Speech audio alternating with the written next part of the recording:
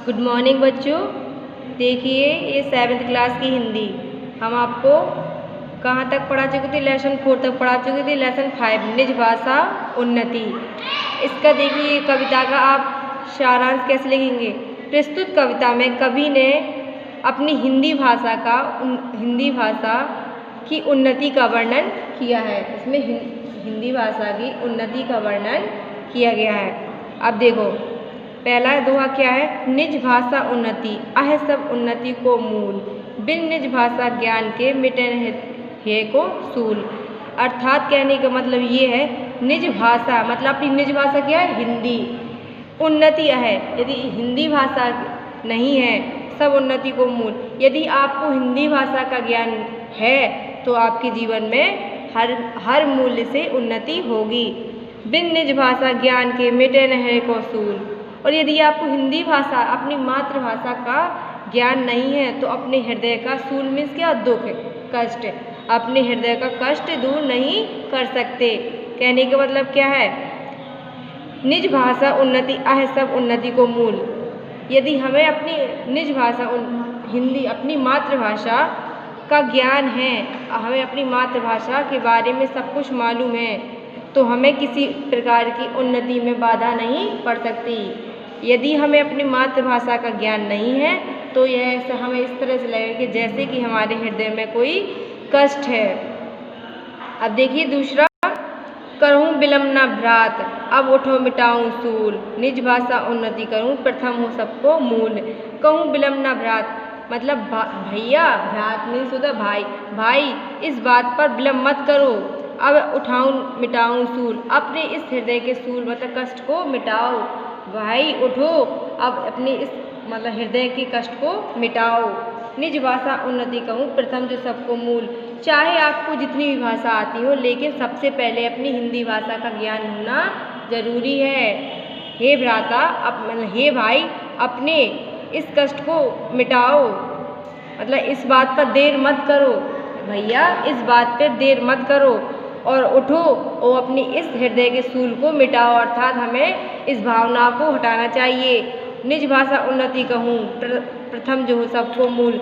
सबसे पहले हमें अपनी निज भाषा अर्थात मातृभाषा का ज्ञान होना चाहिए जिससे कि हमारे सभी सूल मतलब सभी कष्ट दूर हो जाए। मतलब अपने कहने का मतलब ये है कि हमें सबसे पहले अपनी मातृभाषा का ज्ञान होना जरूरी है। अब तीसरा देखिए, प्रचलित कहूँ जहान में निज भाषा करी जत्न, राज का दरबार में फैलाऊँ यह रत्न। प्रचलित कहूँ जहान में मतलब हमें अपनी राजभाषा अपनी मातृभाषा का प्रचार करना चाहिए। अपने संसार में हमें अपने जहान मतलब अपने संसार में हमें मातृभाषा निज भाषा करूँ जत्न, हम ऐसा प्रयत्न हमें करना चाहिए कि हम अपनी मातृभाषा को सभी जगह फैलाएं। हमें ऐसा प्रयत्न करना चाहिए कि विश्व में हम सभी जगह अपनी मातृभाषा का फैलाऊं। राज का दरबार में फैलाऊं ये रत्न, हमें राज दरबारों में राजनीतिक मामलों में चाहे जहाँ भी हो हमें सबसे पहले अपनी राजभाषा का ज्ञान सबको कराना चाहिए और यही हमें प्रयत्न करना चाहिए कि सभी को हमारी मातृभाषा का ज्ञान हो। देखिए चौथा, सुत तो तिय सो मीत सो भ्रतमन सो दिन रात, जो भाषा मद कीजिए निज मन की बहु बात। देखिए सुत सो तिय सो मीत सो भ्रतन सो दिन रात, जो भाषा मद कीजिए निज मन की बहु बात। देखो सूत मीन्स होता है पुत्र, ती मीन्स पत्नी, मित्र मीत मीन्स मित्र, भ्रतन मीन्स सेवकों। देखो पुत्र पत्नियों से, पुत्र से, पत्नी से, मित्र से या सेवकों से हमें दिन रात पुत्र पत्नी मित्रों और सेवकों से जो भाषा मध्य कीजिए इनके बीच हमें अपनी इस भाषा इनके बीच निज भाषा की बहु बात, हमें इनके बीच हमेशा हिंदी भाषा अपनी मातृभाषा के से बात करनी चाहिए। कहने का मतलब ये है कि हमें चाहे अपने बेटों से हो, चाहे पत्नी से, चाहे मित्रों से, चाहे सेवकों से, चाहे जिसी से बात करनी चाहिए, हमें सबसे पहले इन सभी के बीच हिंदी भाषा से बात करनी चाहिए। अब आगे देखिए, निज भाषा निज धर्म निज, मान कर्म व्यवहार सबे बड़ा हूँ बेगी, मिली कहत पुकार पुकार। निज भाषा निज धाम, मतलब हमारी हिंदी भाषा निज धर्म है, ये हमारा धर्म है। हमारी हिंदी भाषा हमारा क्या है? निज धर्म है, हमारा निज मान है, निज मान सम्मान है, और यही हमारा कर्म व्यवहार है।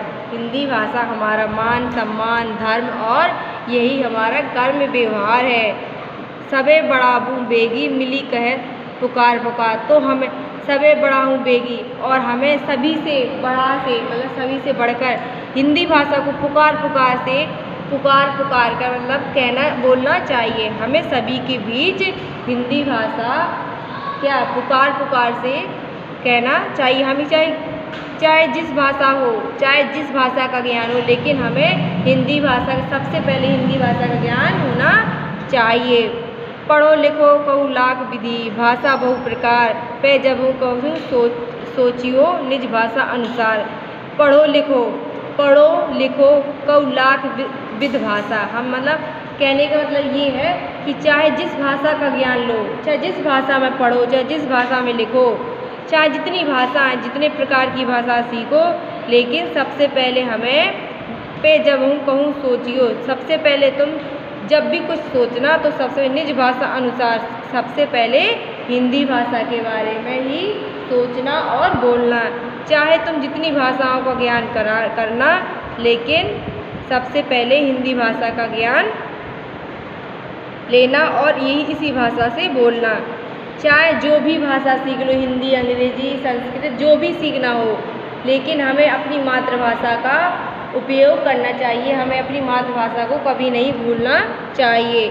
अंग्रेजी पढ़े के यद्यपि सब गुण होत प्रवीण, बे निज भाषा ज्ञान बिन रहत हीन के हीन। यदि अंग्रेजी भाषा पढ़ने के बाद सब गुण होत प्रवीण, यदि हम अंग्रेजी भाषा पढ़ लेते हैं तो हम ये मानने का मतलब ये है कि आप अंग्रेजी भाषा पढ़ लेते हो तो कहते हैं कि बहुत गुणी हो गया लड़का हमारा, बहुत होशियार हो गया, लेकिन ऐसा नहीं है। पे निज भाषा ज्ञान बिन, लेकिन हिंदी भाषा के ज्ञान के बिना रहत हीन के हीन, वो हमेशा हीन का हीन रहेगा। चाहे वह जितना भी पढ़ा लिखा हो, चाहे वो जितनी अंग्रेजी भाषा का ज्ञान अच्छे से रखता हो, यदि उसको हिंदी भाषा का ज्ञान नहीं है तो वह हीन का हीन मतलब हीन का हीन बना रहेगा। आपको ये समझ में आ गए हो नीति के निज भाषा उन्नति के दोहे। अब इसके ये आज का होमवर्क है, आपको इन सभी के होमवर्क करना है।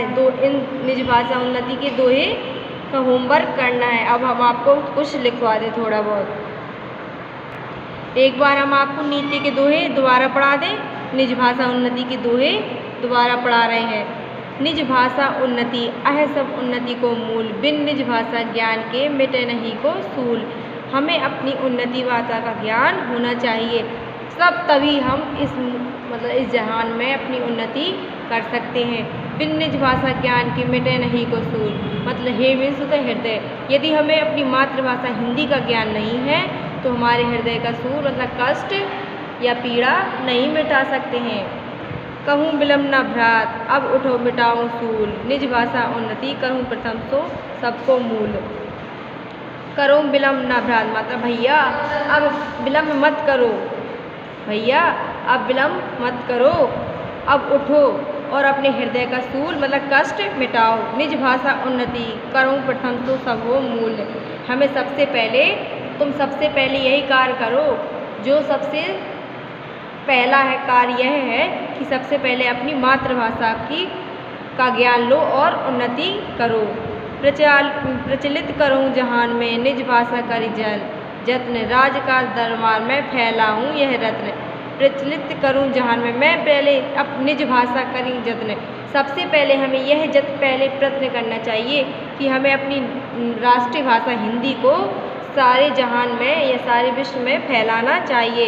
राजकाज दरबार में फैलाऊँ ये रत्न, हमें राजकाज मतलब राज दरबारों में और राजनैतिक क्षेत्रों में हमें सभी जगह अपनी हिंदी भाषा को फैलाना चाहिए।